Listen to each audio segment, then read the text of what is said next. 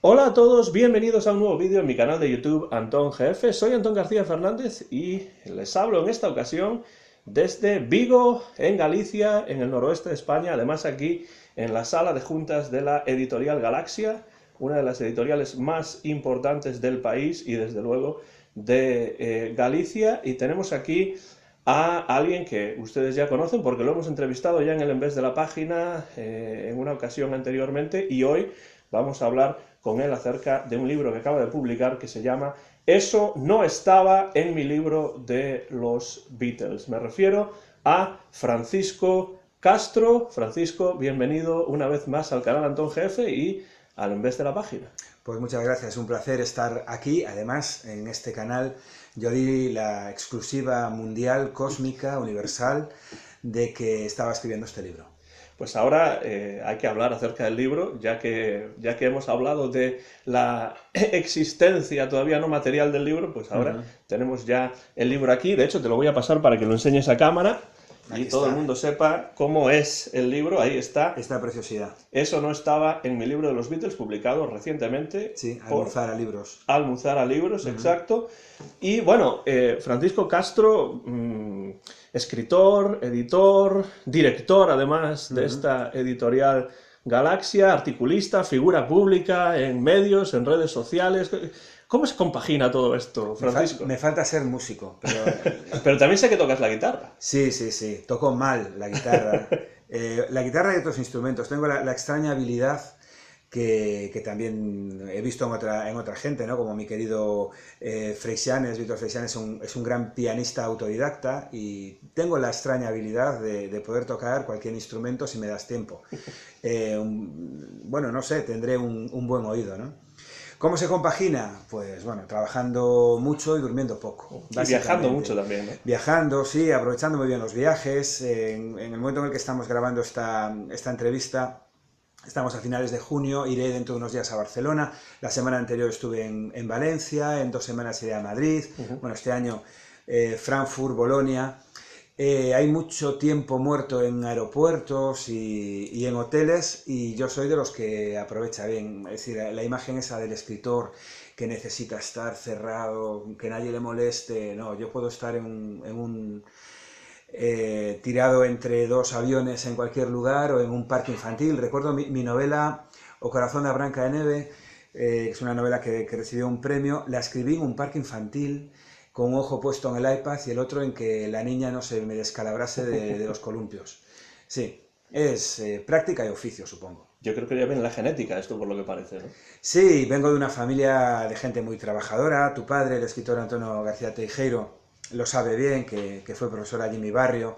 De gente muy humilde, de gente muy trabajadora, de gente que no tenía nunca vacaciones, que trabajaba incluso el sábado por la tarde, aunque ya no había mercado. Yo me crié en el mercado de Teis. Mi padre fue un hombre que empezó con 11 años tirando de una carretilla, mintió, dijo que tenía 14 porque era muy alto, y la edad mínima en aquellos años 40 del siglo pasado para trabajar eran 14 años, no había documentos donde poder verificar que él no tenía 14, era un hombretón, parecía que tenía 14, y trabajó toda su vida hasta el día en que se jubiló. Mi madre se jubiló y siguió trabajando 15, 20 años hasta que el Alzheimer la borró por completo. Y eso supongo que se hereda, ¿no? Luego, claro, mi vida es mucho más cómoda que la de ellos. Me gano la vida leyendo, básicamente leyendo, soy un completo afortunado, pero sí que tengo muy clara la ética del trabajo, y si alguna vez, que no va a suceder, fuese multimillonario, estoy seguro de que estaría trabajando. Pues además de todo lo que he comentado que eres y todo lo que trabajas, eres también, como lo sabemos ya en el canal y también por la publicación de este libro ahora, Beatlesman, ¿no? Absoluto. ¿Cómo definirías eso de ser Beatlesman? ¿Es algo que se puede definir o es algo que uno sabe lo que es pero las palabras no llegan? Es como ser del Celta. Es algo que aprendes de pequeño y que está en el ambiente, ¿no? En mi caso, tengo la suerte de tener un hermano 10 años mayor, y mi fortuna es que toda esta música estaba en casa. Es decir, cuando eres un adolescente de 15 años, de 14 años, la música que está comprando es la música que en el momento está arrasando, y son los Beatles, ¿no? Yo nací unos meses después de que los Beatles decidieran en agosto del 66 dejar las actuaciones en directo, ¿no? Y entonces me toca asomarme al mundo en el que para mí es el momento más brillante musicalmente de ellos, que es en el momento en el que se meten en el estudio. Hay cosas muy interesantes antes, muchísimas, pero no es comparable con todo lo que van a hacer después, ¿no? Al igual que casi toda la música que hacen después en el estudio es buena, no toda, pero hay más canciones fallidas en esa primera época, ¿no? Ayer estaba escuchando los Past Masters y había grabaciones que yo decía, a ver, ¿por qué? ¿Por qué grabasteis esto? Y sobre todo, ¿por qué lo publicasteis? Porque, bueno, son muchos años escuchándolos, con errores, con, bueno, cosas que veías que eran un puro relleno, ¿no? Que había que...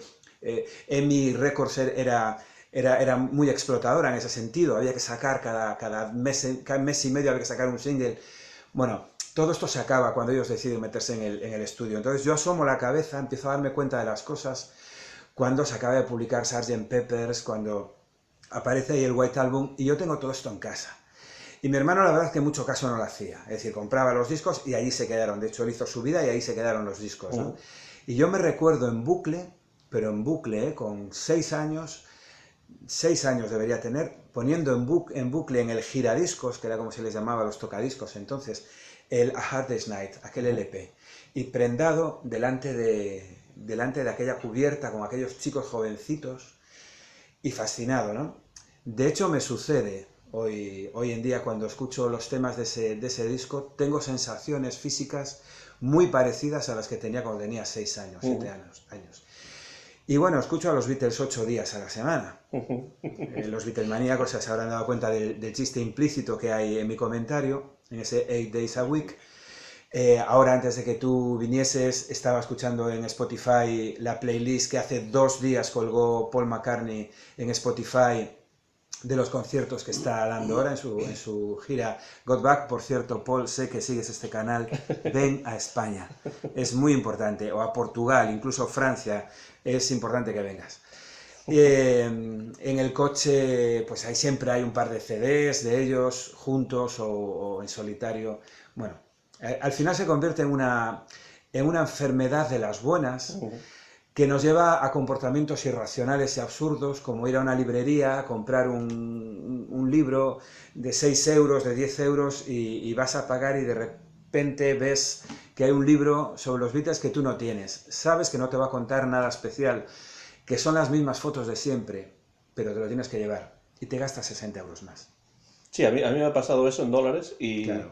Y desde luego, además, ese disco del que hablas, Hard Day's Night, que además en la versión española se llamaba Qué noche la de aquel día, sí. lo ponía en español el título, pues también fue el primer disco que yo tuve que no fuese una recopilación de los Beatles. Cuando te pones a escribir este libro, que se titula, como voy a decirlo una vez más, Eso no estaba en mi libro de los Beatles,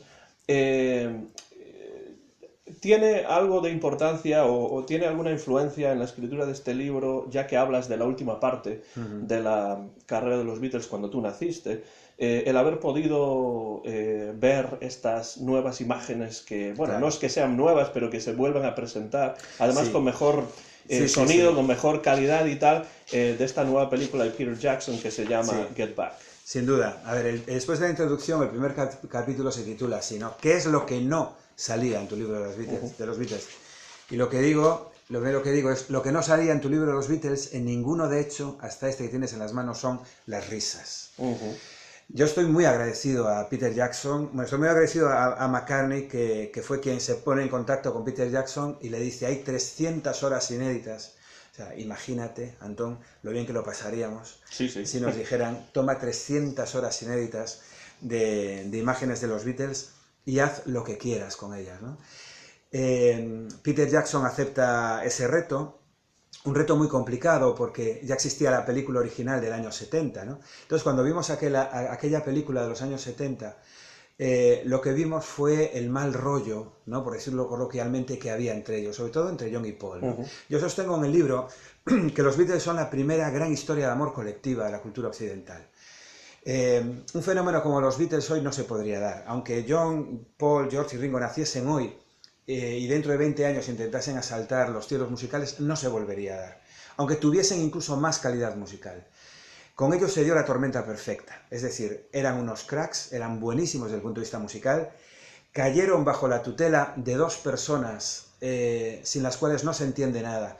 Para mí, Brian Epstein, su manager, una figura que reivindico mucho en el libro y que hay que reivindicarla muchísimo más, que los cuidó, los llevó de la mano, les sacó las cazadoras de cuero, les puso unos trajes, les dijo que había que saludar, que no se comía en el escenario, que nada de eructar, por mucha gracia que te haga eso al público, que tienes que ser profesional. Ellos que llevaban ganándose la vida desde el año 58 prácticamente, su primer disco sale en el 62, el LP en el 63, ellos empiezan a ser profesionales cuando un señor trajeado, que era un treintañero, ellos lo veían como un abuelo súper mayor, pero les llevaba escasamente 8 años, le dice, vais a ser profesionales, ese es Brian Epstein. Y luego la otra parte de la tormenta perfecta es George Martin, pues su productor, que es un señor profesional que tiene una formación clásica, ¿no? que le dice, bueno, aquí porque no metes un oboe, ¿un qué? O sea, son 4 chavales que acabaron malamente los estudios primarios, sin formación musical de ninguna clase, un oboe, o dice, bueno, aquí hay que meter una orquesta sinfónica. Bueno, primero hay que explicarles lo que es una orquesta sinfónica, ¿no? Las otras patas de la tormenta perfecta son los años 60, es decir, llegan a los 20 años los que nacieron durante la Segunda Guerra Mundial, que el segundo apellido de John, antes de cambiárselo por Ono, sea Winston, no es casual, es un homenaje a Winston Churchill. Lennon nace mientras las bombas caen en Liverpool. Entonces esos chicos tienen 20 años, no tienen el trauma de la guerra que sí tienen sus padres, tienen unas ganas de divertirse enormes, tienen un poquito de dinero y luego la televisión. Es decir, la gran popularidad que tienen los aparatos de televisión que hace que de repente empiece el consumo de masas. ¿Y cuál va a ser uno de los primeros grandes objetos de consumo de masas? Los Beatles. Cuando ellos van a Estados Unidos, el país en el que tú resides, y salen por televisión, bueno, la anécdota es famosa, ¿no? Es decir, 71 millones de espectadores baten el récord y luego durante los 11 minutos que están en antena no hay una sola llamada a ninguna comisaría en Nueva York. Es decir, lo siento por la Asociación Nacional del Rifle, que sé que también seguís este canal. La seguridad no tiene que ver con las armas, tiene que ver con sacar a los Beatles en televisión. Eso es curioso porque la televisión en los Estados Unidos, como medio de comunicación de masas, ya en esa época llevaba pues casi década y media, ¿no? Aproximadamente. Algo semejante ocurrió en el mismo programa, el de Ed Sullivan con Elvis, en 1956. ¿Cuál es la diferencia con los Beatles en ese sentido? Porque parece que es un camino semejante, lo que pasa es que Elvis lo realizó pues casi 8, 9, 10 años antes. Sí, lo hizo antes, pero lo hizo peor, creo yo. Elvis es un músico absolutamente fundamental. De hecho, yo le dedico, hay un capítulo que se titula así, Elvis y los Beatles, ¿no? Donde cuento sobre todo el juego sucio de Elvis a través de su manager, que bueno, el coronel Parker, que era un individuo bastante peligroso, ¿no? Que controlaba toda su vida hasta en los niveles más ínfimos. Cuando Elvis y los Beatles se conocen, bueno, pasan unas horas tocando, es más o menos cordial, pero Elvis siempre trabajó y de hecho informó al FBI en su día contra Lennon, ¿no? Lo consideraba una influencia muy mala. Esto conecta con tu pregunta. Elvis es... los Beatles no existen sin Elvis, pero Elvis se dirigía sobre todo a los chicos blancos norteamericanos, ¿no? Es decir, era muy difícil que la población negra de Estados Unidos viese en Elvis a un igual, ¿no? Aunque, bueno, no se entiende nada de la música de Elvis sin la explosión del rhythm and blues, etcétera, que todo eso viene de la cultura negra, ¿no? Efectivamente, el gospel, ¿no? Elvis se cría en una iglesia y canta gospel, ¿no? Por supuesto. Los Beatles son un fenómeno más global, es decir, consiguen llegar a todos, ¿no? Recuerdo un documental en el que Whoopi Goldberg, que los vio en la primera gira... En Memphis, creo. No... Sí, efectivamente, en Memphis. Claro, ella le dijo a su madre que quería ir a ver a los Beatles, esperaba una negativa, y dijo sí, lo cual fue la primera sorpresa. Fue con su madre y, bueno, ella recuerda toda la explosión de alegría que había allí, pero sobre todo que a su lado había chicos blancos, ¿no? Elvis no dejaba de ser, y lo siento por quien le parezca mal, pero en el libro está y está documentado, no dejaba de ser un chico del sur de Estados Unidos. No hay en toda la vida de Elvis una sola declaración contra el racismo, no hay una sola declaración a favor de los derechos civiles. Sin embargo, cuando los Beatles llegan a Memphis y a otros sitios y les dicen, va a haber públicos segregados, ¿cuál es la decisión que toman? Ni de coña. No tocamos si no es todos juntos. Y de hecho, bueno, Brian Epstein estaba muerto de miedo porque pensaba que allí en el sur podía ser realmente un problema. Tuvieron problemas en el sur, cuando la famosa frase de somos más famosos que Jesucristo, hubo estados completos en el sur que organizaron quemas de discos de los Beatles, etc., ¿no? Pero ellos se niegan a que ciudadanos blancos y negros estén separados, ¿no? Entonces los Beatles son un fenómeno mucho más global que Elvis, que yo creo que, bueno, también por la época no son iguales los 50 que los 60. De hecho, en los 60 Elvis cantaría canciones también en contra del racismo, como In the Ghetto, como If I Can Dream, etc. Sí, pero eso ya, digamos que se sube a esa ola, ¿no? ¿Cómo no subirse a esa ola, ¿no? In the Ghetto, efectivamente, es una canción absolutamente clave. Pero no hay ese activismo que sí tienen los Beatles, ¿no? Solo hay un disco en el que alguien comparte créditos con los Beatles, que es Billy Preston, que es precisamente un teclista de color, ¿no? Es decir, ellos en ese sentido siempre lo tuvieron muy claro. Sí, y cuando tuviste la idea de escribir este libro, porque está claro, viendo la portada del libro, que se titula Eso no estaba en mi libro de los Beatles, la pregunta es cómo nace esta idea, pero sobre todo... porque me pregunto si la idea nace porque tú te has leído todos los libros que hay en español acerca de los Beatles y hay cosas que todavía te faltan y las quieres aportar tú. ¿Así es como nació el libro o hay alguna otra intrahistoria de este nacimiento? De todo un poco. En primer lugar, el libro es una petición de Almuzara, ¿no? Al final uno tiene fama de cosas, ¿no? Y como siempre que hay una efeméride Beatle, que es cada día prácticamente, ¿no? Pues cuando no es la televisión de Galicia, pues es La Voz de Galicia, el periódico en el que yo escribo, o lo que sea. He dado charlas por ahí adelante sobre todo sobre el compromiso pacifista de Lennon, etc. Pues bueno, al final, pues Almuzara pensó en mí. Yo les dije, estupendo, pero tengo mucho lío, por favor, un año mínimo os tenéis que esperar. Lo entregué a los 2 meses. De hecho, estaba escribiendo una novela que ahora retomaré. Paré para bueno, hacer un poco una introducción donde explicaba, volviendo al tema de los libros, ¿no? Es imposible leérselos todos porque solamente en un famoso portal de venta online, que no vamos a decir, pero ya todos sabemos cuál es, ahí hay 16.000 referencias, 16.000 libros. Es imposible leerse 16.000 libros sobre los Beatles. Por eso este es el título. Eso no estaba. La historia menos conocida del grupo más conocido de los tiempos. Yo quise escribir un libro que atendiese a detalles que en general se escapan en otros libros, ¿no? ¿Pero te refieres a otros libros en español o sí. u otros bueno, libros yo tengo mucha general? bibliografía en inglés sobre ellos y hay cosas aquí que sí están en otros libros, pero casi como una nota al pie, y yo lo desarrollo. Y luego aquí también pues hay 2 ideas originales, sobre todo, ¿no? Primero, el análisis que yo hago de la figura de Brian Epstein y cómo relaciono la idea de Brian Epstein con ese gran enigma. O sea, el gran enigma de la historia de la humanidad no es el Big Bang, no, es por qué se separaron los Beatles. Cuando ellos en el año 95 acometen los 3 que quedaban, ¿no? Paul, George y Ringo. Los Beatles, ¿no? Los Beatles, efectivamente. Acometen el proyecto Anthology.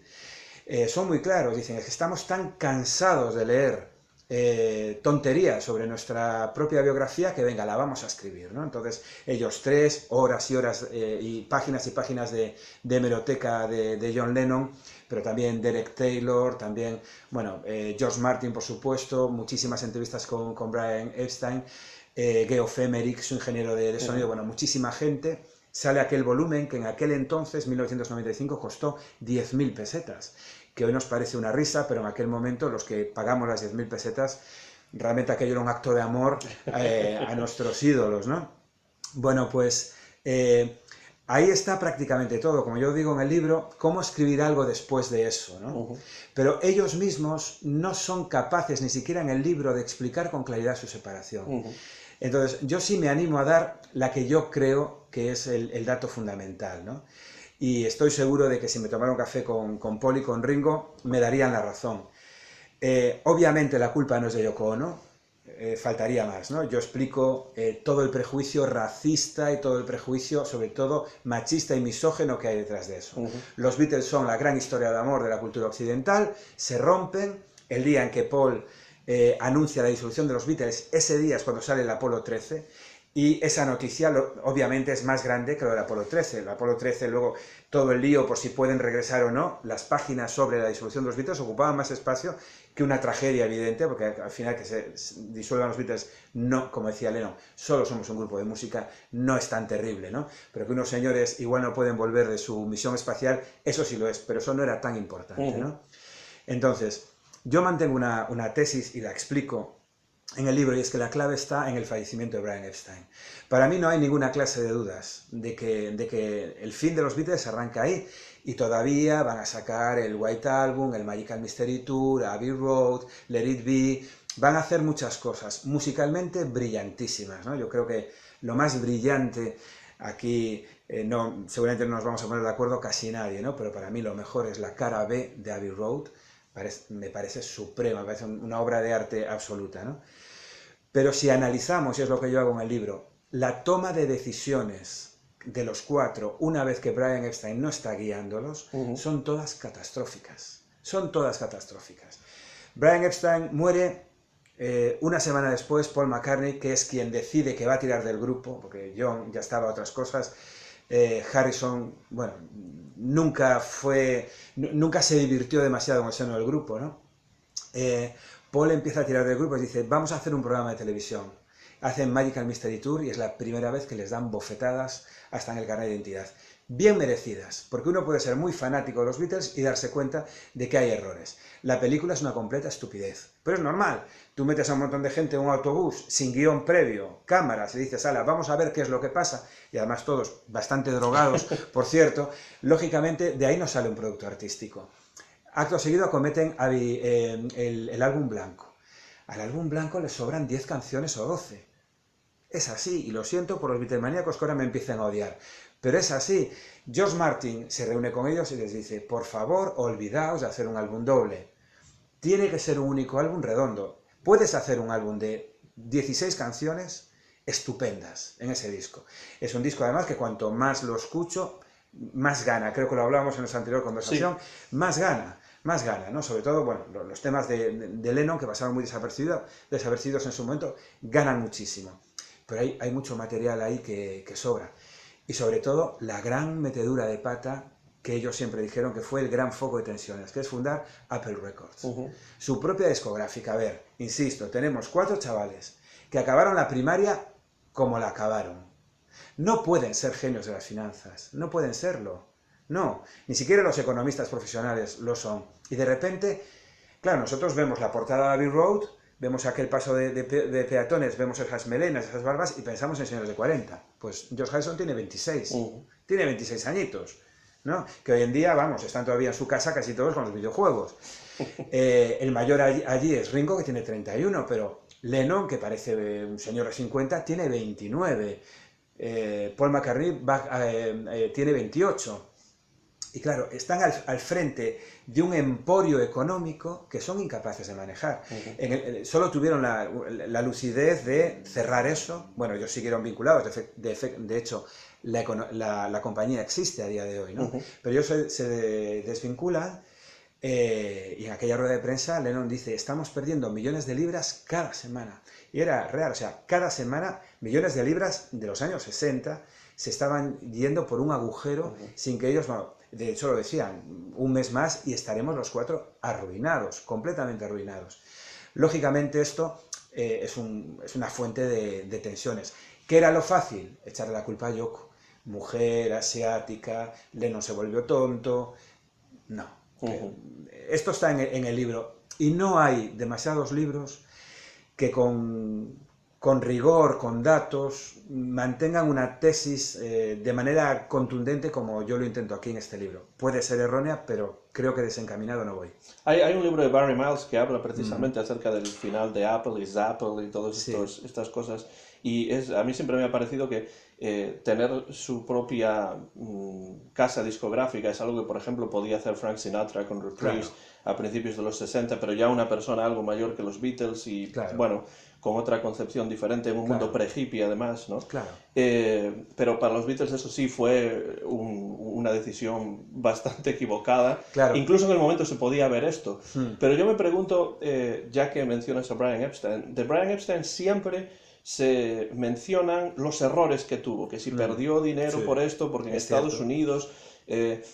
pero a mí siempre me ha parecido que Brian Epstein en realidad era, si hay un candidato para el quinto Beatle, incluso antes de la llegada de George Martin, ese era Sin duda. Brian Epstein. Pero ¿por qué crees que a Brian Epstein se le demoniza tanto? Se le vilipendia en ese sentido de decir, era un manager, pero no era tan buen manager, cuando sabemos que realmente él ayudó a crear a una de las bandas más importantes de la historia. Claro, yo en el libro el título de Quinto Beatle se lo doy a George Martin, pero le doy uno más importante a Brian Epstein, es decir, John y Paul, que eran dos gallitos con un ego descomunal, competían siempre por quién era el líder, ¿no? John decía que él era el líder, que él fundó el grupo, cierto. El verdadero líder era Brian, sin duda, era Brian. ¿Por qué se le denosta tanto? Pues por lo mismo que se dice que la culpa fue de Yoko Ono, por lo mismo que se dice que John Lennon no hacía baladas. Hay un capítulo dedicado a las baladas de John Lennon, ¿no? Parece que Lennon era el rockero y Paul era el baladista. Bueno, a ver si Helter Skelter es una balada, precisamente, es una canción de McCartney, ¿no? Entonces yo dedico un capítulo a las baladas de Lennon. Lennon es el único de los cuatro que hace canciones a tres voces. Paul, que es el gran músico, ese título lo tiene él desde el principio, ¿no? Es el gran músico de estos cuatro. No hay ni un solo tema de los Beatles grabado por los Beatles en el que John, Paul y George estén cantando en tres tonos diferentes. Pero sí está This Boy, está Yes It Is, está Because, y esta es obra del que en teoría hacía solo rock and roll, que es Lennon. No, pues son tres baladas, ¿no? Entonces son mantras. Y uno de los mantras que se repite muy irracionalmente es que Brian era un mal manager. Bueno, yo le dedico un capítulo a explicar que eso no es así. Para empezar, insisto, Brian Epstein los convierte en profesionales. Él los va a ver un día de Cavern, es una actuación desastrosa ese día, porque se pusieron nerviosos, porque claro, sabían que era Brian Epstein, tenía aquella tienda, ¿no? NEM Enterprises, tienda de NEMS, ellos iban allí a comprar discos, bueno, a ver discos que no se podían comprar, y por megafonía en The Cavern se dice, nos visita el señor Epstein, tal, se ponen muy nerviosos porque está allí un pez gordo, tocan fatal, aún así, sin tener ni idea de representación musical, les pone un contrato delante, contrato que se firma, por cierto, en la casa de Pete Best, que luego le dan, lo echan por la puerta de atrás, ¿no? Y Brian no solo los lleva a la mano, sino que consigue su éxito en Estados Unidos. Es decir, el éxito tiene que ver con la aparición en el programa de Ed Sullivan, pero como yo explico aquí en el libro, Ed Sullivan no quería recibirlos. Como tampoco quería recibir a Elvis o a Buddy Holly Exacto. anteriormente. Sí. Es Brian quien, vamos, pica piedra y habla y habla y habla. Cuando por fin Ed Sullivan dice que, bueno, sí que vengan, pero actuarán muchos grupos, Brian dice que así no van, que así se niegan a ir, que tienen que ser el único grupo, Sullivan con buen criterio dice, no tienen todavía un estatus de importancia tal como para ocupar todo mi programa. Brian pica piedra y dice, no te vas a arrepentir, va a ser un éxito. Finalmente cede. ¿Por qué cede? Porque Brian rebaja por completo el caché del grupo, es decir, es por lo tanto un buen negociador, ¿no? Y un buen estratega. Casi no cobran por esas actuaciones porque saben que al día siguiente no se va a hablar de otra cosa en Estados Unidos y van a ir todos como locos, como así fue, a comprar sus discos, ¿no? Brian se inventó las giras internacionales. Hoy es muy fácil, bueno, no es muy fácil, ha de ser muy complicado, pero quiero decir que hay una industria que funciona sola, claro. O sea, McCartney anda actuando por ahí, están esos trailers enormes y todo el mundo sabe lo que tiene que hacer. En aquel momento no se sabía nada. El primero que coge las maletas, se pone las guitarras al hombro y dice, nos vamos a Estados Unidos, sin que nadie lo hubiera hecho antes, pues ese es Brian Epstein. Claro que perdió mucho dinero. Más que perdió, los Beatles dejaron de ingresar en los primeros años mucho dinero, porque bueno, él les promete que van a firmar con una casa de discos, firman con EMI les hace un contrato leonino, la verdad, y claro, el propio McCartney se va a quejar de que sus amigos de los Rolling Stones venden la mitad y ganan mucho más dinero. Bueno, pues porque estuvo más avispado que en aquel momento los representaba, ¿no? En aquel momento en el que todo el mundo quería hacer camisetas de los Beatles, pelucas, botines, Él es cierto que vendía el derecho de hacer camisetas, no recuerdo la cantidad, pero creo que eran 150.000 libras, una cosa así, que la empresa que compró el derecho de hacer camisetas, a los 2 días ya había recuperado todo ese dinero. O sea, se calculaba que habían dejado de ingresar solo por camisetas unos 15 millones de libras. Claro que sí, pero es muy fácil, a toro pasado, decimos, a toro pasado todos somos toreros, ¿no?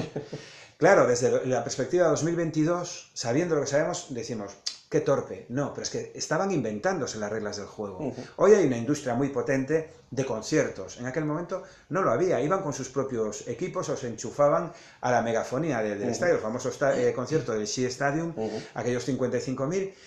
El sonido porque era pésimo, porque se estaba reproduciendo por unos altavoces, vamos, como los que llevan los manifestantes. Sí, los altavoces eran para la megafonía de los partidos de béisbol, que salía a batear. Y claro, la publicidad, ¿no? Compre usted, beba Coca-Cola, ese tipo de cosas. Entonces, Brian Epstein tiene muchísimo mérito. Su biografía, una gran biografía de Brian Epstein, está sin escribir. Y tienes toda la razón.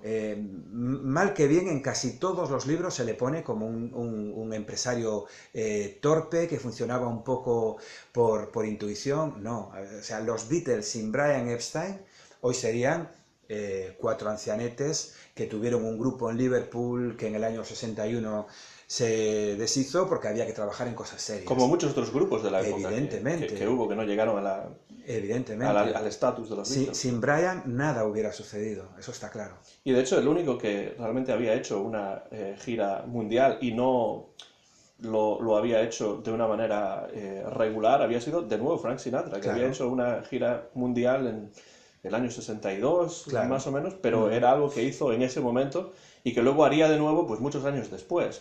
Pero es cierto que en los años 60 ni Elvis ni ninguno de los grandes nombres de la música, excepto Sinatra en una ocasión, habían hecho una gira mundial. Entonces es importante, yo creo que una de las cosas interesantes, por lo que veo, de tu argumentación en el libro es pues darle su papel, ¿no? Tratar de darle su papel a Brian Epstein más allá de esos mantras de los que hablabas anteriormente. Es muy fácil y a mí, sobre todo en mi juventud, en mi primera juventud, me pasaba, ¿no?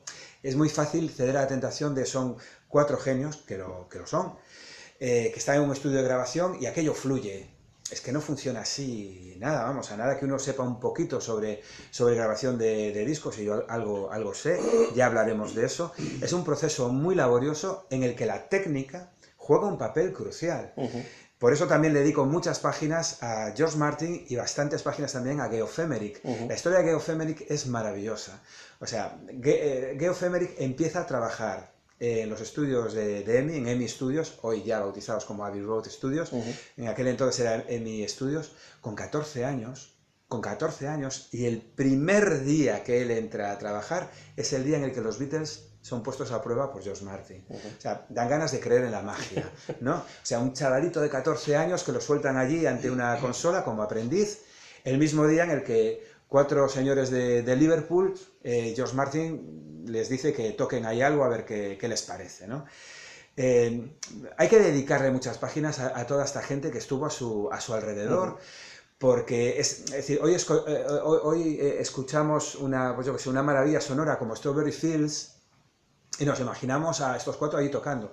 Pues no, va a ser que no fue así, sino que trabajaban solo con 4 pistas. Hoy en cualquier móvil tenemos aplicaciones con pistas infinitas. Ellos trabajaban con 4 pistas, con cables. A veces había cables que iban por todo el edificio para conectarse con otra mesa, y estaba ahí Geoff Emerick empalmando cables con cinta. O sea, una cosa absolutamente artesana, que insisto, hoy en nuestro móvil lo tenemos de una manera totalmente automática, ¿no? Strawberry Fields suena a Lennon como su voz realmente no sonaba. Pero para eso, ¿qué hicieron? Ralentizar la cinta con un lápiz. Le pusieron un lápiz a la bobina para que fuera más lenta. Bueno, cualquiera que tenga un tocadiscos sabe que si lo reproducimos a más revoluciones, la voz se apitufa, y si lo reproducimos a menos revoluciones, se vuelve grave y lenta, ¿no? Pues por eso suena así Strawberry Fields, ¿no? Eso no sucede sin George Martin, eso no sucede sin Geoff Emerick, eso no sucede sin toda aquella gente que andaba por allí intentando darle forma a las ideas absolutamente alocadas que tenían estos 4, que eran muy creativos, pero si no tienes gente a tu lado que sea igual de creativa que tú, pues al final no sucede. Por eso hay ese contraste tan brutal entre los Beatles de la primera época, que graban literalmente en directo, ¿no? Es decir, el Please Please Me, el primer disco, se graba, en términos absolutos, se graba en 13 horas y media. Así, o sea, se ponen ahí, taca, taca, taca, taca, micrófonos que recogen directamente del amplificador.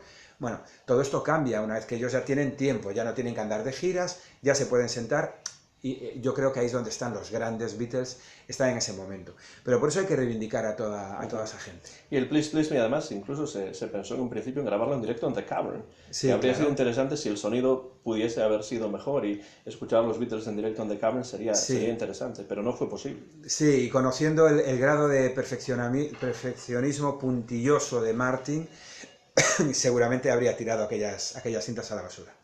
Pues volviendo al libro, de nuevo digo que se titula Eso no estaba en mi libro de los Beatles, y me pregunto, Francisco, ¿cómo acometiste la escritura de este libro? ¿De qué manera realizaste la investigación? ¿Cuánto de esto tiene que ver con lecturas que tú has tenido de libros acerca de los Beatles en inglés, por ejemplo, o en otras lenguas? ¿Cuánto tiene que ver con tu propia memoria, con ese disco duro beatlesmano que tendrás ahí en el cerebro? ¿Cómo escribiste el libro?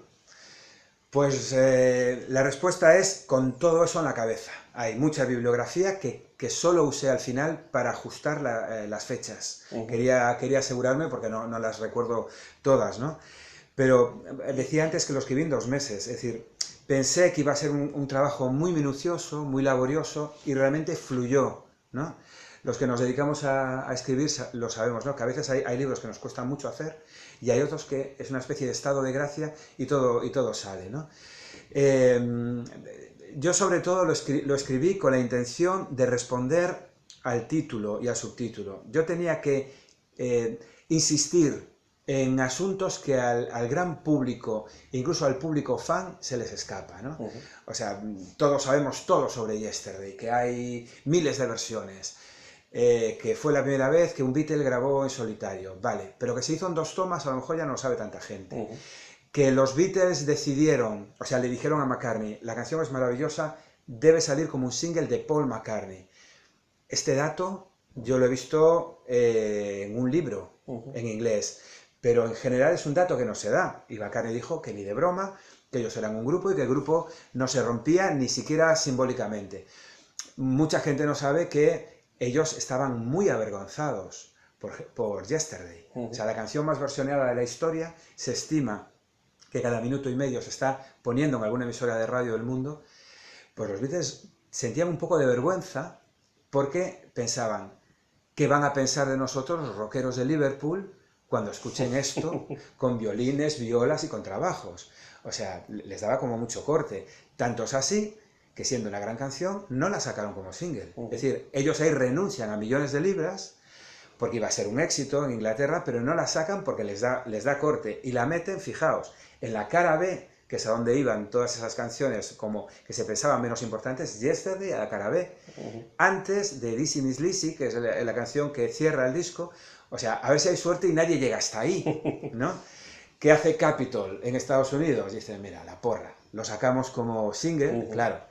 Número 1 en Billboard en Estados Unidos, eso provoca que sea número 1 mundial, y bueno, tienen como que dar la cara. Bueno, es un dato menos conocido, es un dato que yo escuché una vez a McCartney en una entrevista, estaba en Cardiff, en Gales, y lo estaban entrevistando, y él lo comentó, no sé si está muy registrado por ahí, luego sí lo vi en un libro, ¿no? Pero decían que, claro, es que nuestros amigos rockeros, ¿de esto qué van a pensar? Bueno, pues a ver, la sacamos, pero que no se entere nadie. Yesterday, ¿no? Y un poco el libro insiste en este tipo de cosas que se escapan, pero que son realmente importantes. ¿Te preocupaba cuando escribías el libro contrastar esos datos en más de una publicación? ¿O claro, te llegaba con que lo hubieses visto en una publicación, o que recordases? No, estoy muy frustrado por muchísimos libros que compras y te das cuenta de que está lleno de errores, que hay incluso invención, ¿no? Esto...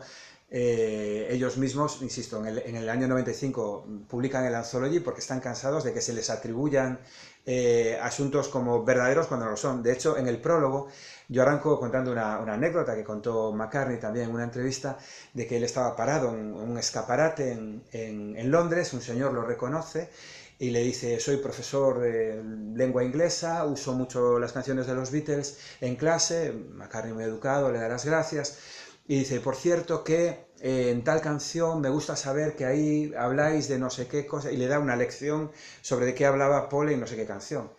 Y McCartney asiente, deja que se vaya y dice, ni de broma, yo quería hablar de eso, ¿no? Entonces, yo explico en el libro que yo no quiero ser un señor que un día le explica a los propios Beatles lo que de verdad querían decir, ¿no? Sobre todo porque está ahí Anthology. Anthology es la Biblia. Para los Beatlemanos está todo ahí. Porque no puedes discutir lo que John, Paul, George y Ringo firmaron. Dijeron que las cosas sucedieron así, ¿no? Pero luego hay mucho material que ahí no está. Cualquier dato que aparece en mi libro está contrastado, al menos en dos publicaciones serias, ¿no? Porque tú citabas el libro de Barry Miles. Claro, el libro de Barry Miles es un libro autorizado por McCartney, Yo ¿no? me refería al de Apple, que Sí, sí, no, por supuesto, pero quiero decir que es amigo personal de McCartney desde los años 60, ¿no? Y por lo tanto, todo lo que ahí se firma está, digamos, bendecido, ¿no? Por la gran autoridad que representa en este momento McCartney. Y esto sí me angustiaba bastante, es decir, no quiero dar, de hecho cuando algún dato que me parecía interesante no acababa de verdad de encontrarlo en distintos lugares, pues directamente decidí que eso no iba en el libro.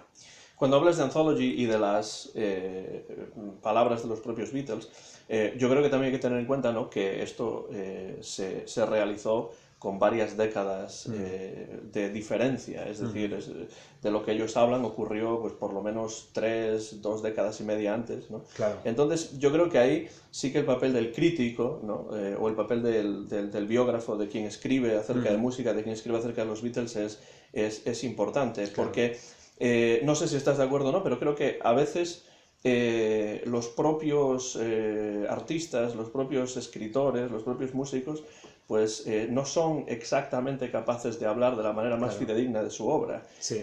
Cuando escribías este libro, ¿pensabas en esto también o es algo que no te parecía tan importante? Porque claro, uno escucha a Paul McCartney en el 2009 diciendo una cosa y yo siempre me pregunto, ¿realmente eso ha ocurrido así? Porque claro, en las memorias pues uno cuenta las cosas tal y como las recuerda o como le interesa. Efectivamente, de hecho en el Anthology hay momentos divertidos en el que se contradice, dice, no, eso no fue así, ¿no? Dice, claro que fui, yo estaba ahí, yo también.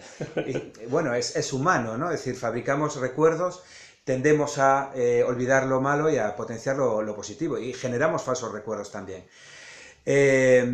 Tanto es cierto lo que tú dices, que McCartney, que es un señor listísimo, listísimo, listísimo, hace unos años aceptó la petición de Philip Norman para escribir su gran biografía, ¿no?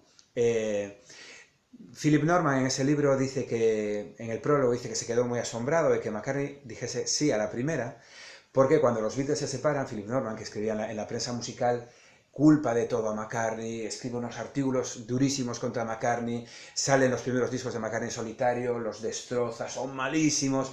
Bueno, él reconoce que estaba muy resentido, ¿no? Porque él, además de crítico musical, era muy fan y le era muy duro aceptar insisto, lo cuento aquí, es la primera gran historia de amor colectiva es los Beatles, que eso también no lo encontré en ningún sitio expresado así, ¿no? Como una historia de amor.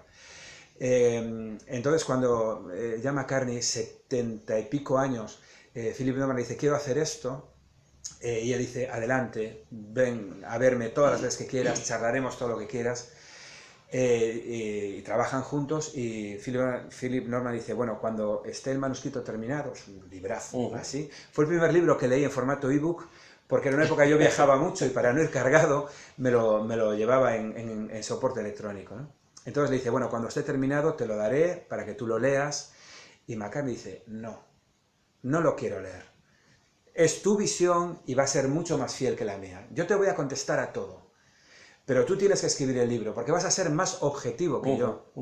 Porque claro, tenemos hijos y a lo mejor hay cosas que no nos gusta que trasciendan. Por ejemplo, tenemos parejas, todos tenemos trapos sucios, todos tenemos cosas del pasado de las que no estamos especialmente orgullosos, ¿no? McCartney fue muy duro con Lennon cuando estaban enfadados. Ahora, antes de que viniera, yo estaba escuchando el Let Me Roll It, y es una canción en la que él imita la voz de Lennon, en la que hace burla claramente de él, ¿no?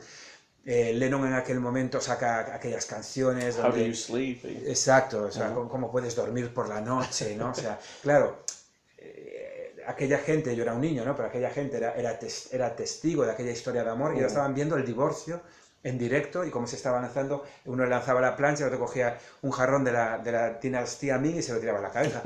Digo la dinastía Ming a propósito porque Lennon se dedicó a decir que era todo basura, bueno, usaba palabras más gruesas, ¿no? La música de los Beatles es toda basura, anda ya, ni de coña, ¿no? Por eso ahora es tan agradable ver a un McCartney de 80 años decir que cada día es más fan de John Lennon, ¿no? Eso a los que amamos todo el universo, ¿no? Beatle, junto con el documental de Peter Jackson, nos reconcilia. O sea, y nos emociona. Y nos emociona. Bien. Antonio García Tejero, escritor, que está aquí presente. Se me vienen las lágrimas a los ojos. Es que es así, ¿no? En el momento en el que McCartney dice... De hecho, el editor, estaba yo en Teruel, que existe, pasando unos días de vacaciones y tengo una llamada del editor y me dice, era viernes, queremos meter el libro en imprenta esta tarde, necesito 4 frases, una de cada. Y hay una foto que estoy en la catedral, está todo el mundo en una visita guiada y yo estoy escribiendo en el móvil estas frases. Y la primera, que está en la contraportada del libro, es de Paul McCartney, dice, cuantos más años tengo, más fan de los Beatles soy, ¿no? Y él repite mucho esto. De hecho, McCartney lleva 10 años preparando su legado. Es decir, sacar el Let It Be Naked, que le dedico muchas páginas a Phil Spector, también otro al que le han zumbado mucho, y a ver quién era el guapo que cogía aquellas horas y horas de grabación, ala, haz un disco, y ni John aparece por el estudio, ni Paul, ni Harrison, ni Ringo, ninguno aparece por ahí, bueno, hizo el mejor disco que se podía hacer, ¿no? Estoy de acuerdo. Claro, él hace el Let It Be Naked, el Get Back, esas 300 horas de material inédito se lo da a Peter Jackson, bueno, McCartney es quien está preparando el final, tiene 80 años, los cumplió el otro día, ¿no? El 18 de junio. Es realmente quien quiere dejar establecido, esto fue una historia de amor. Anthology termina con una frase en las guardas son esta parte de los libros, ¿no? Donde dicen que están orgullosos de que sus canciones no eran mata a tu madre, asesina al presidente, sino que eran canciones de paz y de amor. Ringo lleva 20 años, cada vez que se fotografía es con la de tal, peace and love, peace and love. Están un poco en este punto, ¿no? Y para nosotros, los que estamos agradablemente enfermos de este vicio y que nos compraremos todo y volverán a sacar nuevas ediciones de discos que tenemos 7 veces y lo volveremos a comprar y lo haremos una y otra vez, saber que optan por acabar así su historia, ¿no? Porque los Beatles sí se separan, pero en nuestra cabeza eso no ha sucedido nunca, ¿no? Entonces ellos tienen que cerrar bien. Por eso, vuelvo a tu pregunta, es importante que hagan este tipo de cosas. Philip Norman, ¿quieres hacer una biografía? Perfecto. A mí, ya cuando esté el libro hecho, me traes uno de la imprenta y yo lo leeré, ¿no? O coger a Peter Jackson y decirle, ahí tienes. Y Peter Jackson dijo, bueno, pero antes de la edición final, no, y aparte convence a Olivia Harrison, convence a Son y a Julian, a Yoko, a todos. No, vamos a dejarles trabajar y que ellos cuenten esta historia, ¿no? Luego si hay una premiere y allá van ellos, de gala, tal, él aparte va con la misma ropa, McCartney va, qué asco da, va con la misma ropa que llevó al estreno de Help y entra dentro de esa ropa, no es lo que tiene ser vegetariano desde los 20 y pico años, no hay un centímetro de grasa. Pero tiene esa honestidad intelectual, ¿no? Por eso, en mi trabajo de editor, a los escritores de cierta edad, a las escritoras de cierta edad, siempre les digo, escribe tus memorias, porque cuando no estés, alguien escribirá tu biografía. Con ciertos escritores creo que vas a tener que trabajar más que pues, con otros para que... Habrá que insistir, parece, espero tener aliados para conseguirlo. pero ya que hablas de McCartney es curioso porque además está también sacando estas ediciones de lujo de sus discos de los años 70, 80, lo cual a mí me parece muy bien porque se ve una visión diferente de lo que es ese disco con todas las tomas alternativas y estas cosas. Y ya que hablabas de libros, pues también Alan Cousin, que es uno de los grandes críticos musicales del New York Times, no solo de pop, pero también de música clásica. Creo que está trabajando en estos momentos en publicar o en escribir una biografía de McCartney de 4 volúmenes, o sea que eso va a ser todavía mayor que esa, ¿no? Por lo menos son 4 volúmenes, no te tienes que llevar el libro imponente si te lo quieres llevar, ¿no? Pero has mencionado varias veces esto de la gran historia de amor y quiero que hables un poco más sobre eso, porque me parece una idea interesante. Los Beatles siempre han hecho hincapié en el amor, ya decías Peace and Love de Ringo, All You Need Is Love, todos los... bueno, el Yellow Submarine, pues la palabra love aparece ahí más veces que yo creo que en cualquier otra película de la historia. Pero cuando hablas de historia de amor, ¿te refieres a una historia de amor entre los 4, entre ellos con su público? Es la historia de amor de una cultura completa, la cultura occidental, por completo, con un grupo de música. Un grupo de música que representa mucho más que sus canciones, representan una manera de estar en el mundo, representan unos ideales. Uno de los grandes... hallazgos felices de los Beatles fue que, también me explico en el libro, podrían haberse dedicado a ser una fábrica de hits y deciden no serlo, y deciden expresar musicalmente el ambiente contracultural de los años 60. Ellos, que estaban en una posición de poder, eran miembros de la Orden del Imperio Británico, o sea, aquello les cayó como una patada, porque la reflexión primera que hicieron fue: estamos acabados, ya somos parte del establishment. ¿Quién les convence para aceptarlo? Brian Epstein. Vuelvo a lo de antes. Cuando les dicen que la reina les va a entregar las medallas, desde la oficina de protocolo les dicen: cada uno podéis llevar 2 personas. Parecería lógico que Paul llevase a su padre Jim, tan importante, hablo mucho de Jim McCartney, para el músico que fue, y pues a algunos de sus hermanos, por ejemplo, Mike, que Harrison llevase a sus padres, que Lennon llevase a tía Mimi, a su esposa, que Ringo llevase a su familia. No llevan a nadie, llevan a Brian Epstein. La única persona que fue invitada el día en que ellos recogen esa medalla es Brian. Eso es bastante significativo, ¿no? Entonces, la historia de amor es la historia de amor de una cultura completa con los años 60, es decir, yo la vez que cuando vi el documental sobre Woodstock, al que no me dejaron ir porque tenía año y medio, o sea, yo hubiese querido ir a Woodstock, pero yo tenía año y medio y vivía en España, en el franquismo, imposible, ¿no? Yo recuerdo que cuando vi el festival de Woodstock, tenía 28, 29 años, en DVD, dediqué una tarde a verlo, lloré como una magdalena. Y reventé a llorar en el momento en el que Donovan, solo con un pantalón vaquero, descalzo, unos pelazos y luciendo su torso desnudo, sale al escenario, no a tocar, estaban otros, pero él entra allí, porque dicen, a veces pasa, en Galicia somos mucho de verbenas, y a veces hay quien te lo dice: por favor, el dueño del Ford Fiesta, que lo saque, ¿no? Bueno, pues Donovan hace lo mismo, ¿no? Va allí y dice: por favor, y dice el nombre de un señor, ¿no? Imaginémonos, Peter Lovitt. Si estás por ahí, por favor, ven a la parte de atrás del escenario, que tu mujer está dando a luz. Este chico va a tener muchas cosas que contar. O sea, es brutal. La frase, o sea, a mí me dejó atolondrado, ¿no? Yo soy un melancólico de la etapa que no pude vivir. Yo ahora querría tener 80 años y estar contando batallitas de los 60. Pero, bueno, nací en el 66. Fue así.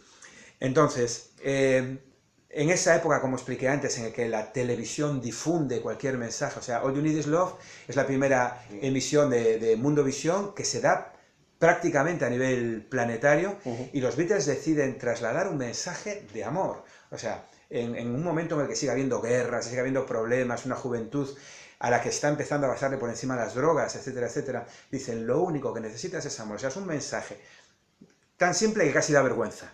All you need is love. Vamos, qué simple es, ¿no? Sin embargo, ese es el mensaje. Vamos, si llegan a decirle a los Sex Pistols que hicieran ese programa, mandarían otro mensaje diferente, pero los Sex Pistols todavía no estaban, pero se entiende lo que quiero decir.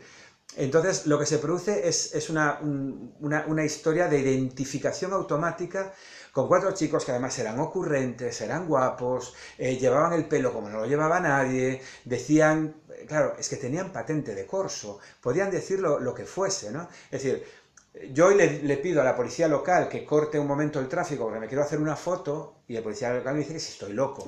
Pero la policía local en Londres paró el tráfico durante 15 minutos para que pasaran el paso de peatones de Abbey Road porque eran los Beatles.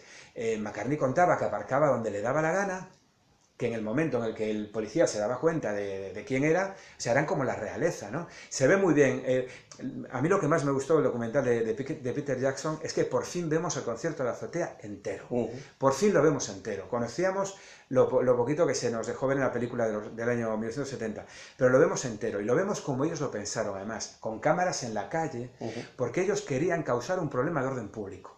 Ellos querían que se colapsase la City, que viniese la policía, que vino, que les arrancasen los cables, pero llegan los policías. Ah, son los Beatles. Bueno, viste, mucha gente vio el documental y de los que nos están viendo ahora también. Claro, es que hay quejas, a ver si podían tocar más bajito. No, están acabando y tocan media hora más, ¿no? Ellos realmente querían. La imagen y se ve en el documental que tienen es de Ringo llevado por dos bobbies pataleando en el aire con las baquetas. Eso es lo que ellos buscaban. No, porque son los Beatles. Y llevan 3 años sin tocar ante el público, y aunque estén tocando en una azotea que no los ve nadie, porque desde abajo era imposible, bueno, pues eran intocables, ¿no? Entonces, ellos que podían haber adoptado una actitud, bueno, pues como la que Elvis adopta, ¿no? Elvis en el momento en el que adopta esa figura de yo soy aquí parte del régimen, prácticamente, no, se siguen moviendo en la contracultura, se siguen moviendo en... O sea, Lennon termina devolviendo su medalla de miembro del Orden del Imperio Británico por la matanza en Biafra. Harrison, hablo mucho en el libro de George Harrison y el talento enorme de George Harrison. Harrison, que es el gran beneficiado de la ruptura de los Beatles, ¿no? Lo hablábamos en nuestra anterior conversación. Toda la prensa preguntando, ¿quién será el primero que tenga un éxito solitario? ¿Será John? ¿Será Paul? ¿Será Paul? ¿Será John? No hay más. ¿Será Lennon? ¿Será McCartney? ¿Será McCartney? ¿Será Lennon? Y así, por la esquina, un hombre discreto, sin que nadie se espere nada, llamado George Harrison, se larga un triple álbum, All Things Must Pass, donde incluso hay canciones que los Beatles llegaron a ensayar, pero que esos egos inmensos, Lennon, McCartney, que le daban su cuota, ¿no? También es muy bonito ver a McCartney ahora como habla de Harrison, ¿no? Y dice, fue un hombre muy sabio, ¿no? Yo vi a McCartney en el 2016, en el Vicente Calderón, que al final terminaron tirándolo. Yo creo que un motivo para que no se tirase el estadio es que ahí actuó McCartney, debería haber una placa.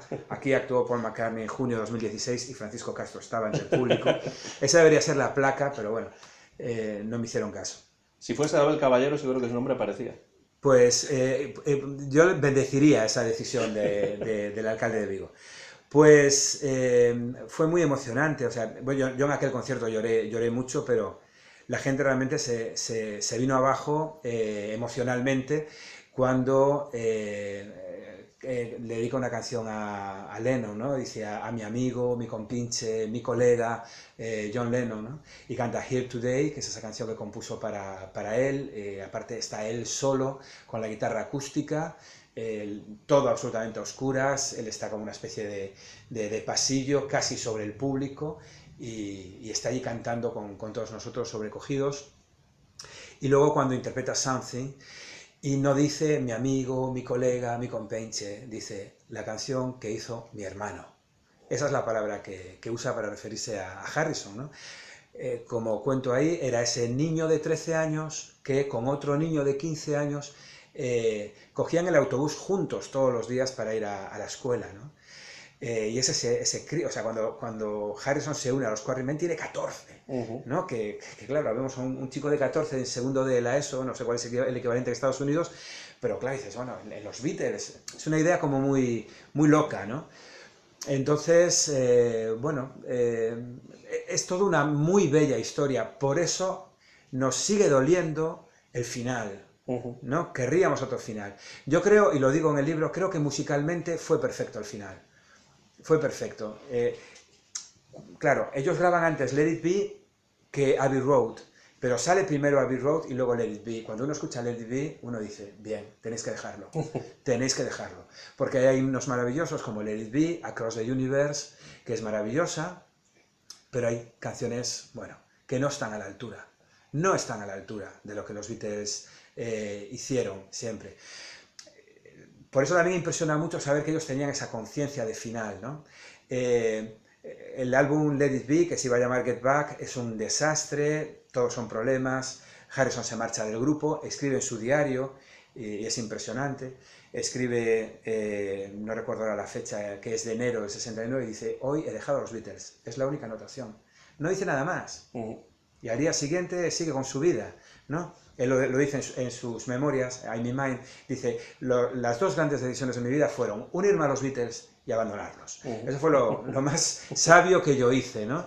La parte buena que me dio y el alivio enorme que fue.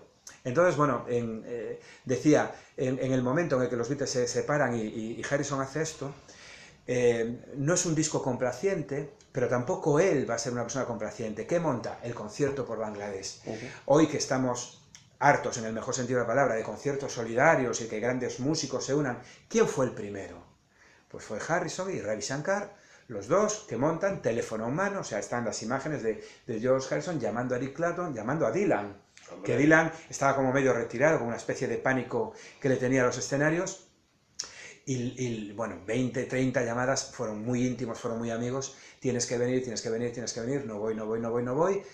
Le dice, bueno, iré, pero los rumores que le llegan a Harrison es no va a estar, no va a estar, y en el momento en que Harrison anuncia a Bob Dylan, lo primero que hace es asegurarse de que realmente está. Dice, bueno, creo que ahora, tampoco lo tengo muy claro, pero creo que ahora va a venir Bob Dylan, y Bob Dylan sale, ¿no? También es quien lo recupera un poquito para ese directo infinito en el que sigue instalado el señor Zimmerman.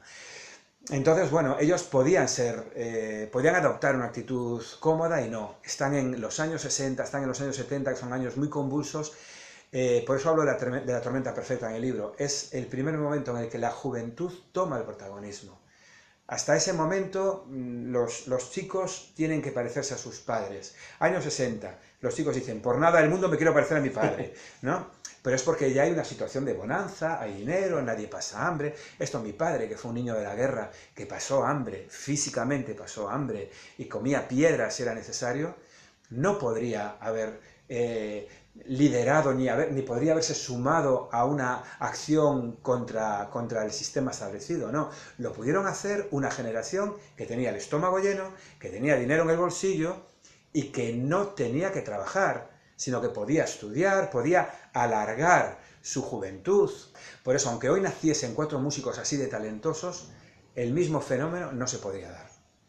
Y estoy muy de acuerdo con eso, y además, bueno, creo, Francisco, que podría estar charlando contigo acerca de los Beatles y otros temas, pues durante horas aquí. Seguro. Pero para ir cerrando un poco esta conversación, que para mí está siendo tan interesante y especial, además por ser en persona, porque en la otra ocasión no había sido en persona. Había un océano por el medio. Había un océano por el medio, y gracias a Zoom pues se pudo hacer.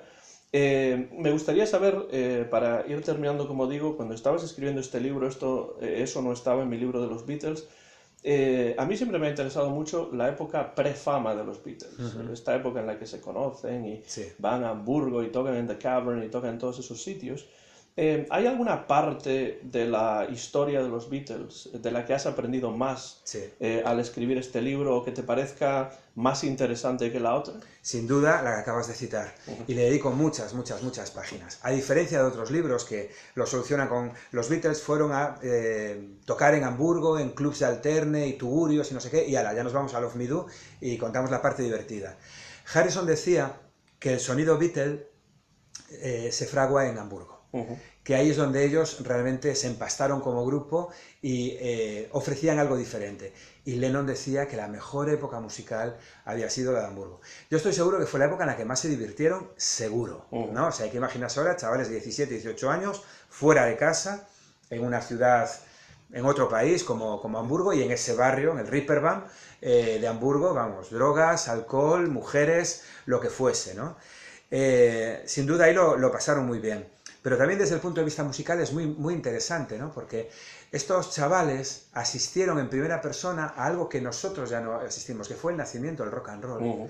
Es decir, ellos son los primeros en escuchar estos ritmos que vienen de Estados Unidos, y y se quedan absolutamente enloquecidos, ¿no? Y es tanta su influencia que, bueno, hoy escuchamos las últimas composiciones de McCartney y sigue sonando. Hay determinadas estructuras musicales que recuerdan mucho a cositas que seguramente el niño McCartney con 13 años estaba escuchando en la radio, ¿no? Eso es inevitable. Le dedico muchas páginas a la época Hamburgo, como le dedico muchas páginas a otra persona que yo reivindico en el libro. Le escribí hace un año aproximadamente diciéndole que yo me iba a Liverpool un mes, dos, los que él quisiera, para charlar con él, que es Pete Best, y escribir su biografía. Yo soy bastante crítico y algo duro con ellos, y estoy seguro de que ellos me darían la razón. No se coge a un colega con el que te vas a Hamburgo a tocar un montón de años. A Pete Best, que lo contratan porque tiene una batería. Es así, tiene una batería. Y su madre Y su madre era el dueño de Indra, y les deja tocar allí. Cuando en el año 1995 se publican los 6 discos con Thomas Fass, etc., la famosa prueba que le hace Decca Records, y vamos, como explico en el libro, yo soy el responsable aquel día y no los contrato. O sea, escuchar a los Beatles cantar Bésame mucho, chachapum, duele a los oídos. El jeque de Arabia también. Exacto, y otras cosas, ¿no?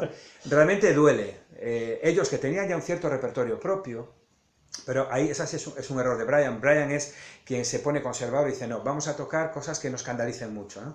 Los Beatles que ya eran famosos porque eran salvajes, porque eran alocados, porque sus conciertos eran pura diversión, van allí formalitos y tocan una canción de Consuelo Velázquez, Bésame mucho. Claro, a ver, Decca dijo, pasaron a la historia de Decca por haber dejado pasar delante a los Beatles, y yo los hubiera dejado pasar, y lo explico en el libro, analizo las canciones que ahí tocaron y cómo las interpretan, y bueno, es que son un grupo de aficionados, son realmente vulgares, en el sentido más literal de la palabra, son vulgares. Como los Beatles hay miles, pero Pete Best no es un mal batería. Pete Best no toca fuera de compás. Pete Best no está perdiendo el ritmo en ningún momento. Ahora pongámonos en la piel de este chaval. Pongámonos en la piel de un chaval de 22 años que va a Hamburgo, que van aquellas furgonetas bajo cero, literalmente estaban unos encima de otros para darse calor, se iban cambiando la posición para no morir congelados, y la condición que les pone George Martin para firmar el contrato es el batería fuera, que me parece muy bien. George Martin es un empresario y dice, yo a este señor no lo quiero. Ojo, en los conciertos sí, si en los conciertos lo queréis llevar, es vuestro problema. Pero lo que es mi parte del negocio, yo aquí no lo quiero. ¿Qué hacen ellos tres? Le pasan la patata caliente a Brian y dicen, Brian, llámalo, cuéntaselo. De hecho, Brian lo contaba que había sido muy, muy duro, porque claro, lo llama a su oficina y dice, mira, que los chicos han decidido que te vas del grupo, lo tiene allí sentado, suena el teléfono y es McCartney diciendo, ya se lo has dicho, ya se lo has dicho. O sea, el gran ansioso allí era, para sacárselo de encima, era McCartney. McCartney reconoció con el paso del tiempo que no habían sido muy británicos, que no habían sido muy caballerosos, ¿no? Pero ahora ponte en la piel de este chaval, que es expulsado del grupo, vale, no pasa nada, pero te echan de los Beatles, y se monta la que se monta. Y vas al cine, que antes de las películas salía el noticiero, y ves a los Beatles. Y en cualquier periódico están los Beatles. Y vienen a Liverpool y hay colas infinitas desde 2 días antes para conseguir las entradas. Y la reina les da la máxima condecoración. Y son líderes mundiales. Bueno, drogas, varios intentos de suicidio, unas depresiones brutales, hasta que en los años 80, 20 años después, empieza más o menos a entender que él también tiene derecho a beneficiarse de esto, empieza a dar charlas, conferencias, tiene todo el derecho del mundo. Y si viene a Vigo, yo voy a escucharle. Pero yo no sé, Francisco, y quiero decirte esto, hacerte esta pregunta, yo no sé si en el libro contemplas la influencia evidente de Bob Dylan en los Beatles, desde el punto de vista de letristas, Sí. porque a mí personalmente me encanta la primera época de los Beatles, sí. Eran muy frescos. Sí. Y muy novedosos. Y muy novedosos, y está ahí, y es cierto que a partir del Sgt. Pepper's las cosas cambian, no a mejor, sino a distinto, pero todo mucho más elaborado, etcétera, etcétera, porque claro, pasan los años, ¿no?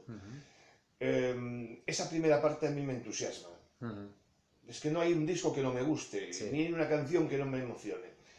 Pero es evidente que los Beatles maduraron muchísimo y si algo no tenían eran unas letras, la verdad que las letras de esa primera época eran más bien lo clásico, la melodía, lo clásico y tal. Chico ama chica y poco más. Efectivamente. Entonces yo solamente como Beatlemano loco, porque antes de ser Dylanita fui Beatlemano y sigo siéndolo, y yo me compraba mis propios discos y yo viví muchas épocas así, pero yo entiendo que después de la aparición importante de Bob Dylan, que para mí es una referencia, yo siempre tengo, cuando hago mis playlists, siempre digo, el cantante que más me gusta o me interesa es fulanito, pero bueno, es que los Beatles y Bob Dylan están por encima de todo lo demás. Sí. Bien, entonces a mí me gustaría que me comentaras si en el libro, porque ya estoy deseando leerlo, la verdad, hablas de la influencia de Bob Dylan, que desde el punto de vista literario, entre comillas, desde mi punto de vista tuvo mucha importancia. Sin duda, sin duda. Es decir, al igual que hay un capítulo dedicado a Elvis, no hay un capítulo dedicado a Dylan, pero sí que reflejo justo lo que acabas de decir. Y es así, ¿no? Es decir, las letras, hasta Help, son letras, bueno, muy del rock y del incipiente pop de aquel momento. Canciones de amor, te quiero, no me dejes, estoy llorando porque tú me abandonas. Claro. Es todo así, ¿no? Es una fórmula que les funciona muy bien, no solo a los Beatles, a todos los cantantes melódicos o más agitados. Todo cambia, desde luego, en el momento en el que conocen a Dylan. Sobre todo cambia en la cabeza de John Lennon, sobre todo. El que más influencia recibió de Dylan fue Lennon, ¿no? De hecho, bueno, no es casual, y lo cuento en el libro, no es casual que al día siguiente de conocerse Dylan y ellos, Lennon compone You Got to Hide Your Love Away, que está en Help, que es la primera canción con una cierta profundidad, ¿no? Que deja a McCartney muy impresionado. Habló mucho de la competitividad entre ellos, y McCartney vuelve unos días después con Are You Seen a Face, que también es una canción, las dos tienen un toque folk, muy acústico, eso es Dylan, y al mismo tiempo ya las letras no son lo de siempre, ¿no? Ya hay una carga de profundidad es como Dylan le da a los Beatles la toma de conciencia de que lo que digáis no es gratuito. Claro. Es decir, tomad conciencia de vuestro poder. Esto no sucede sin Dylan. No se puede explicar mejor. Claro, yo creo que eso es lo que explico en el libro. Ellos sabían que eran... hay una entrevista con McCartney en el 63, 64, en plena Beatlemanía, donde uno le explica, bueno, ¿y qué os parece esto que digan que sois un referente cultural? Y McCartney, pobrecito, 21 años, dice, no, esto no es cultura, esto es rock and roll. Hoy estoy seguro de que si escucha eso se avergüenza. Claro, y, bueno, pero a ver, ver, la edad, ¿no? Claro, y estaban en plena efervescencia, ¿no? Entonces, con Dylan toman conciencia de la importancia de cuidar las letras, ¿no? Claro. Y esto les hace mejorar y la profundidad muchísimo. De las letras. Claro, y luego que sois referentes, ¿no? Es decir, cuando Dylan escribe Blowing the Wind, sabe que está componiendo un himno. Sabe que está componiendo un himno generacional. Sí. O sea, no está buscando, esto va a ser un single, que lo es, que me va a dar millones de dólares, que así será. No, estoy hablando por mi generación. Y ellos toman conciencia gracias a Dylan, evidentemente. Entonces les afecta desde el punto de vista literario, es obvio, desde el punto de vista musical, Help es un caso muy claro, ¿no? Hay toques más folk, o sea, pasan de la electricidad pura y dura a algo más acústico. La primera vez que recurren a un músico externo, un flautista, cuyo nombre no recuerdo, pero está recogido aquí, es en esta época en la que acaban de conocer a Dylan. Entonces la influencia es evidente, pero también digamos que los responsabiliza. No soy solo un grupo de éxito. Exacto. Que de hecho Dylan... Nos pone en el mapa, claro, de la realidad, de la conciencia, significa, de lo efectivamente, que significa, de lo que ellos no son conscientes. Claro. Porque es lógico además que no lo sean. No, serán unos críos, ¿no? Al igual que Dylan, tú lo sabes mucho mejor que yo, se da cuenta, entiende lo que es el fenómeno Beatle. Bueno, en no sé qué carretera de estas infinitas que hay en Estados Unidos, dice que escucha por la radio que hay 5 temas en los 5 primeros puestos de la lista Billboard, y ahí es cuando él dice, los tiempos están cambiando. Y ahí nace la canción, ¿no? O sea, esa canción tampoco se da sin que se produzca el fenómeno Beatle. Y en ese momento hay un interés por parte de Dylan en conocerlos y de ellos conocer a Dylan, ¿no? Y nunca lo han ocultado, además, ¿eh? Nunca lo han ocultado. Y luego, Harrison... Por eso te lo comentabas y tú también lo recogías. Sí. Porque me parece este libro, sinceramente, me parece el libro que complementa y que saca a la luz cosas que realmente que parecen pequeñas pero que no lo son tanto, ¿no? Yo así lo he intentado, ¿no? Y creo que es el enfoque más inteligente que se puede hacer hoy en día cuando acometes Yo lo un tenía libro sobre claro. los Beatles. Como tú Sí. dices, hay Está millones de todo, libros está todo. y algunos no, No. algunos no aportan nada, pero tú los No, compras. O sea, yo los compro, sí, el otro los y lo compra, seguiremos porque- comprando porque no lo podemos evitar, es un asunto compulsivo. Pero yo lo que quería era huir de esos libros que tenemos 20 o 30 en casa, que es contar la historia. Claro. ¿no? Y entonces tal, y Claro, tal, y es que llegaron eso- al número 1, bueno, Hollywood Gen y tal, No entonces estaban en aportarías París, cuando les llega el telegrama a Bernstein. No. O sea, aparte de que lo encuentras en la Wikipedia, ya está, vete a otra cosa, ¿no?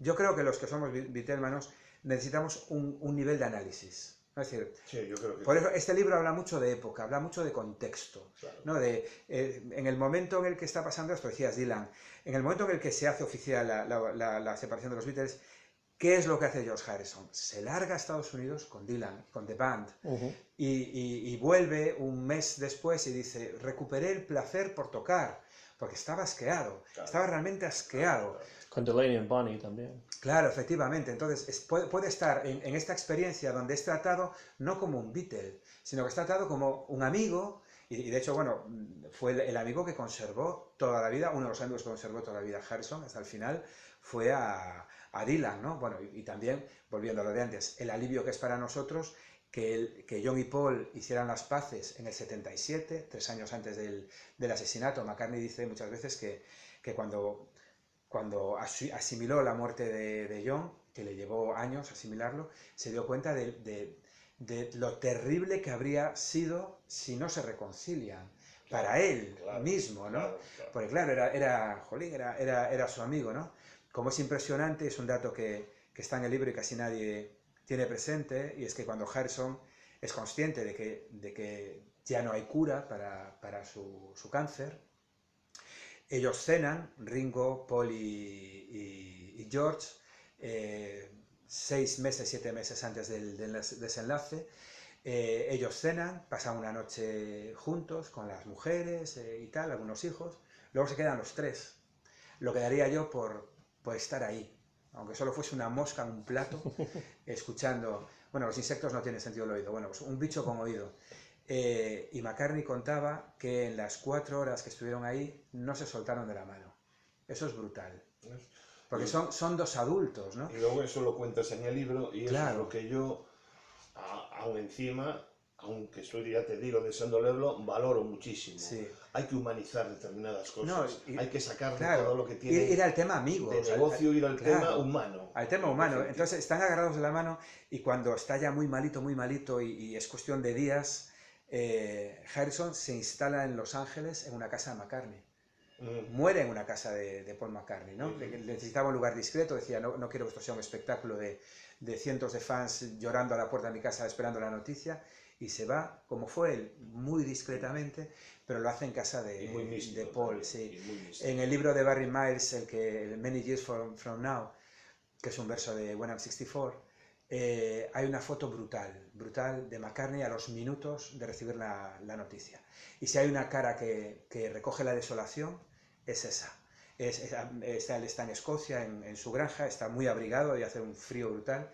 Y es la cara de unos ojos vacíos y o sea, ya lo sabíamos, llevaba muchos años enfermo, pero el momento que dicen, ya sucedió, ¿no? Y Linda le hace esa foto y es brutal, es la desolación absoluta. Y el libro pretende tener esa parte humana, ¿no? Solo un minuto, porque además Sí. se te hace tarde, solo un minuto. Quiero dejar... Luego puedes editar. Es que levamos 2 horas de charla. Sí. Vale, se acabó. Eu solo aviso por estar aquí. Sí, pídele 5 minutos, por favor. 5 minutos. No solamente... Además, no queda mucho más espacio en Vale, la grabación. No, o sea, solamente decirte, solamente eso. Ringo es un gran batería. Hay un capítulo dedicado a Que él. yo ya estoy cansado de que a hasta las Ringo narices. se le banalice, Sí. se le desprestigie y... Bueno, Ringo es un gran baterista. un gran baterista. Digo Un eso. gran baterista. Mira, hay un... No recuerdo ahora. Hay un perfil en Instagram de un batería profesional dedicado solo a Ringo. A explicar las filigranas que hace este hombre. en algunas canciones, ¿no? Entonces pone tal canción y dice, yo haría esto. ¿Qué hace Ringo? Pum, pum, pum, pam, pum. Tal, y de repente dice, necesitaría una tercera mano. Contaba Lennon, ¿no? Y está en el libro. Cuando van a grabar a Day in the Life, Lennon le dice a Ringo qué tiene que hacer. Y Ringo dice, eso es imposible, se hace con 2 baterías. Y le dice, tú puedes. Claro, Ahí queda. Un himno como el Let It Be, ojo con la batería, porque hay una parte que es simplemente el acompañamiento básico, pero en la parte final ese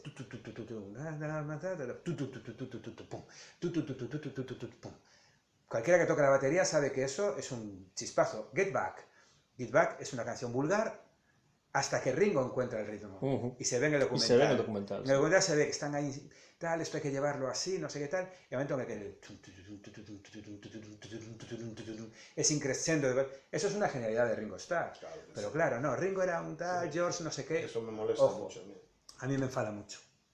Pues con esta pregunta, esta intervención de Antonio García Teijeiro y la respuesta de Francisco Castro, damos por terminada esta conversación que para mí ha sido interesantísima con Francisco Castro aquí en directo desde la editorial Galaxia, en la sala de juntas para este programa en mi canal de YouTube, Antón Jefe, que es el envés de la página, el libro titulado Eso no estaba en mi libro de los Beatles, la historia menos conocida del grupo más conocido de todos los tiempos, publicado por Editorial Almuzara y escrito por Francisco Castro, que ha sido nuestro invitado en esta ocasión, aquí en Vigo, en Galicia, en el noroeste de España. Muchas gracias, un placer, Antón. Francisco, y esperamos verte con otros libros sobre los Beatles o sobre otras cuestiones, y volvemos a charlar aquí en el canal, aunque no sea en persona, pues a través de Zoom.